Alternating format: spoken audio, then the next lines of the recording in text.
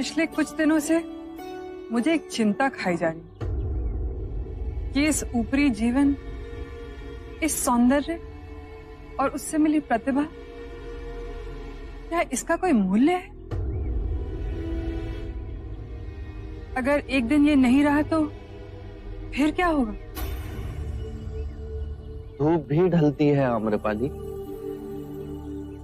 इस जीवन में स्थिर कुछ भी नहीं, और यही अस्थिरता हमारे मन में गहरे दुखों को जन्म देती है।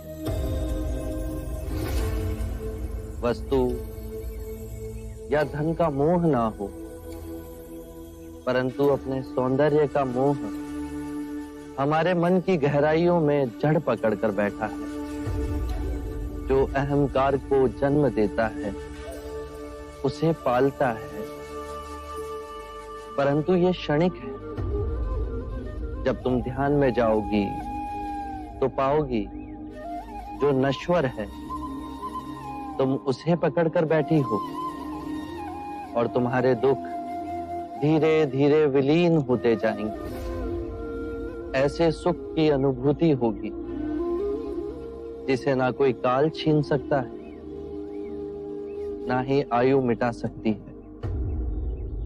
मैं आपके बताए हुए मार्ग पे चलूंगी। आप मेरे अम्रवन के महल में पधारिए, मैं धन्य हो जाऊंगी। मैं अवश्य आऊंगा।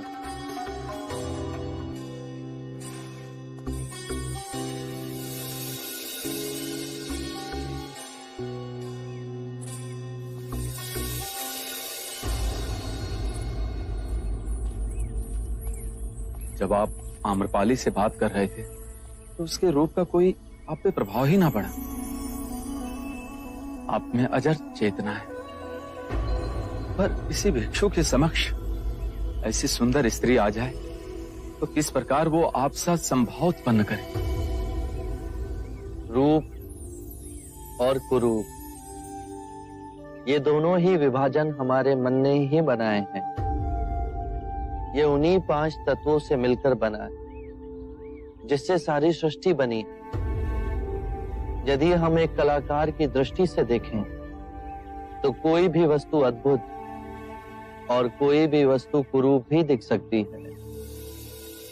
ये बादल, ये हवा, ये सूर्य की किरणें, पतझड़ में सुनहरे वृक्ष और ये बांस का मनोरम वन, सब सुंदर है। संभवतः ऐसी कोई सुंदरता नहीं जो एक मनुष्य की एकाग्रता को क्षीण कर सके, जितनी नारी की सुंदरता।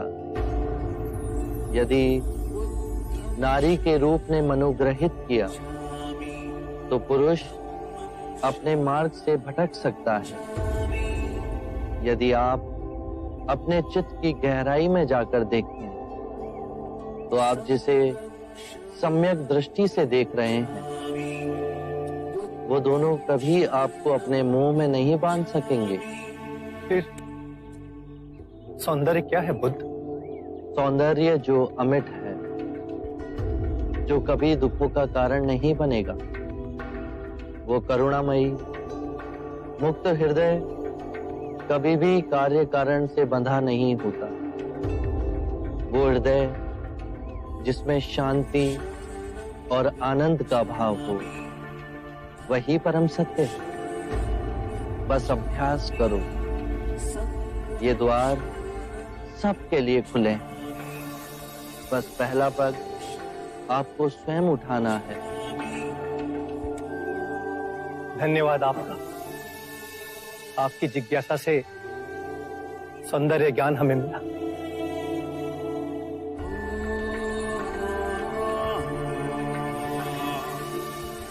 मैं भी क्या सोच कर आया था, और देखो क्या हो रहा है। मैं बुद्ध को कपिल वस्तु ले जाने आया था, पर अब मैं स्वयं यहीं रहना चाहता हूं, आपके संग में, आपका भिक्षु बनकर। आप मुझे भिक्षु बनाएंगे ना? अवश्य। कपिल वस्तु जाने के बाद